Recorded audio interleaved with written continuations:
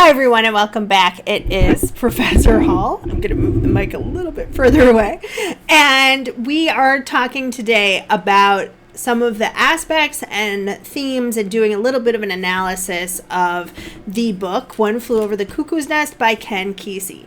So the first thing that I want to talk about is something I did mention in my other lectures, and that is a big difference between the book and the movie, which is the narration.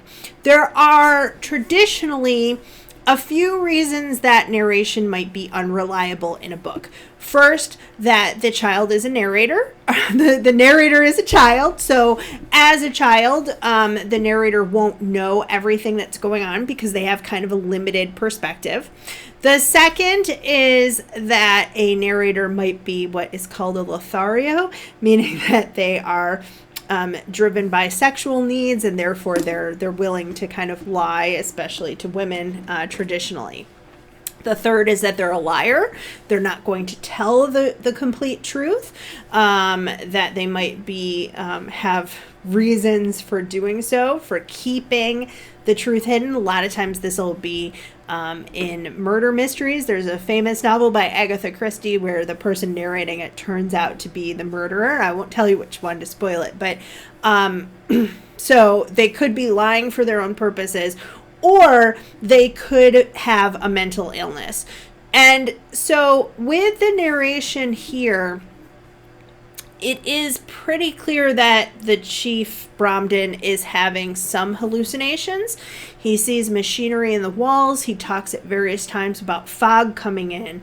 But these hallucinations are being used by the author to create almost kind of a sense of fantasy about this place. And he's very heavily using symbolism to show the machinery of society coming on, the mental brain fog that comes in when you can't think clearly. But the chief is also concerned about some other things. The microphones in the brooms, and that's why they always give him a broom to see if he'll say anything.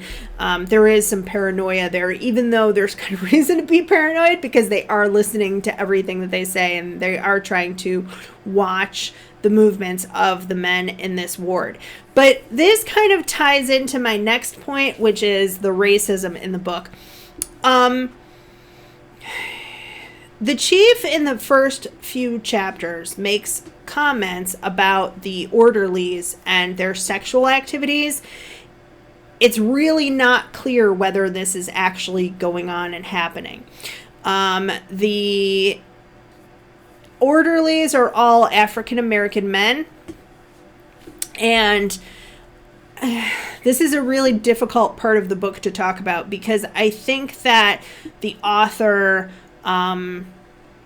first of all, is a white man telling a story from a Native American man's perspective about African Americans. So it's kind of a little bit complicated, right?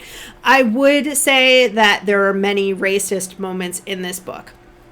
And those are hard to read, especially through our perspective today. This is going to be a book that is written by a white man in a literary movement that was primarily comprised of white men, and written at a time before the civil rights movement and before we had more diversity in literature. So those parts I think are very difficult to deal with. There is the implication that these orderlies are having sex with each other. I think that this is a point where you can say the chief has a mental illness and is probably imagining these things. The orderlies at various times are called boys, which again would be something that might have been common at the time, but is quite offensive today. And again, a little bit hard to read. But I think that, very hard to read. I think that it's important not to erase American history, but to kind of acknowledge the problematic points of American history. And for the same reason that we read books like Huck Finn, where the N-word is used throughout quite a bit, it is important as well to think if we try to erase the past, we risk repeating it. I'll put it that way. So, yes, I know that as your teacher, if you're in my class, I know that this is quite offensive, and it is a racist book in many scenes, the way that these orderlies are treated. The most problematic part of this is that the men, and we're going to talk about gender roles in a moment, but the men are really emasculated by the women running the ward, particularly Nurse Ratched.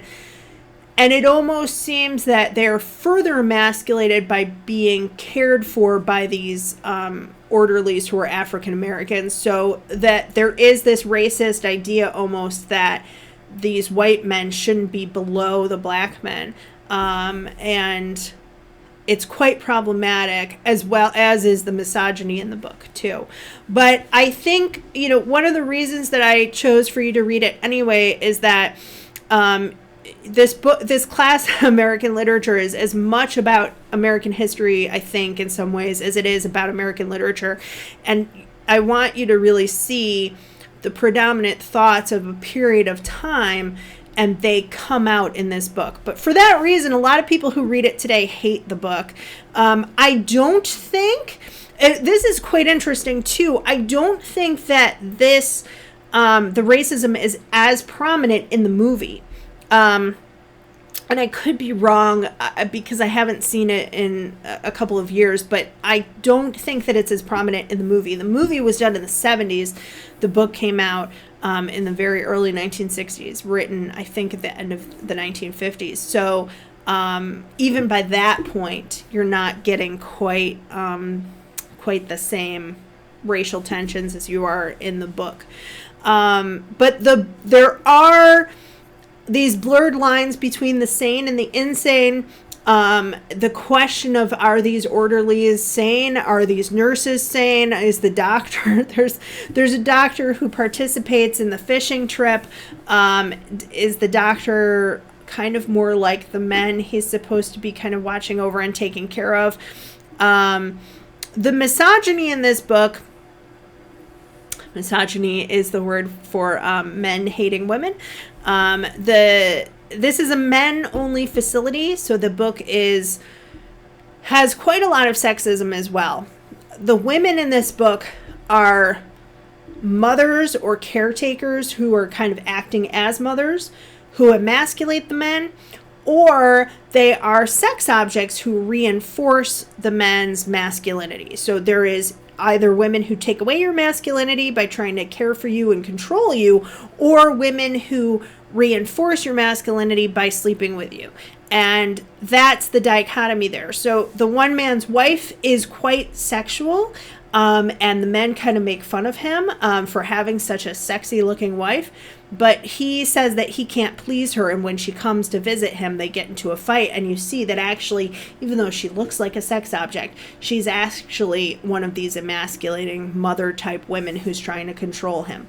The mothers mentioned in the book, and sometimes some sisters are mentioned here and there, are viewed in the same way.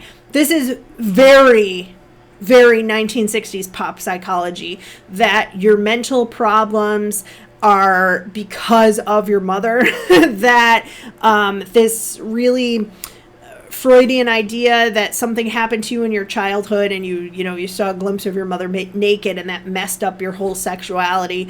So you kind of have to know that too going into it, that really some outdated psychology, pop psychology kind of concepts are being depicted in this book.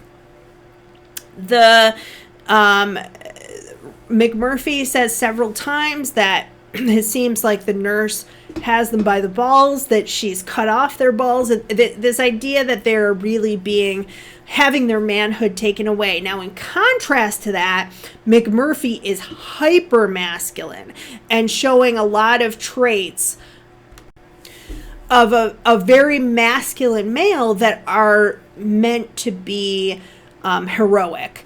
And so, the way that women are depicted in this book is quite troubling, though to me not as troubling as the racism, but I think that's because some of the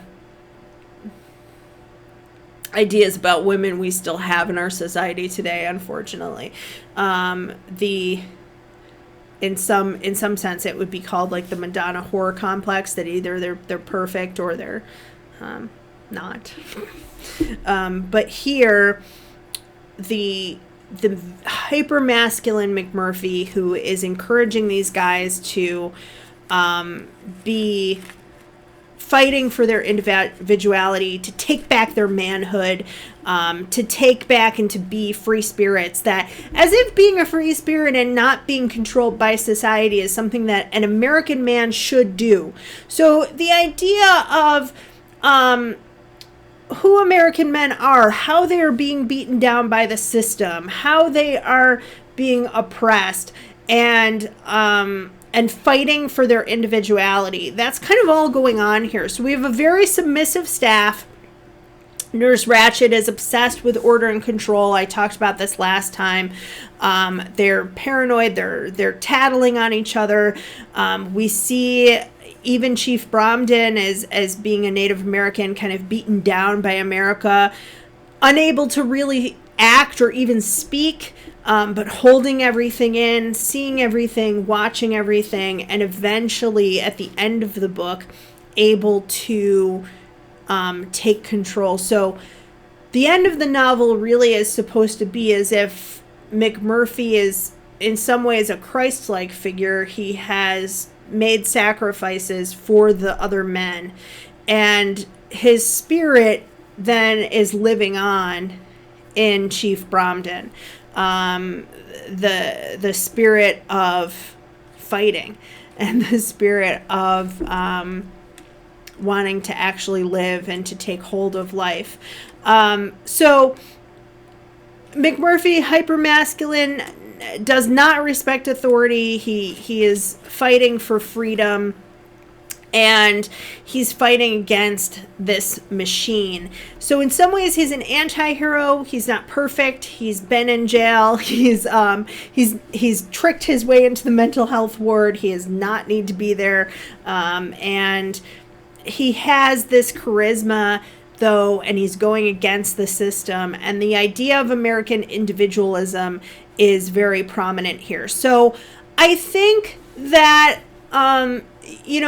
I don't want to say for you to just look beyond the racism and the sexism. I want you to kind of look at that as part of McMurphy's fight. That it is in some ways the fight of the straight white male, that he has been beaten down by society, that society is taking the essence of people, embodied by Nurse Ratched or symbolized by Nurse Ratched, that she's taking away their sense of freedom, their sense of hope, and certainly their joy. And the fact that she is a woman does play into that. The fact that she has an African American staff does play into that. So don't just look past it, but try to understand a little bit the unfortunate legacy of American history and the way that this character is fighting through. At the same time, I hope that you can appreciate those themes in the novel that are very common in American literature. We've talked about some of the other books this year, the idea of individuality, hard work.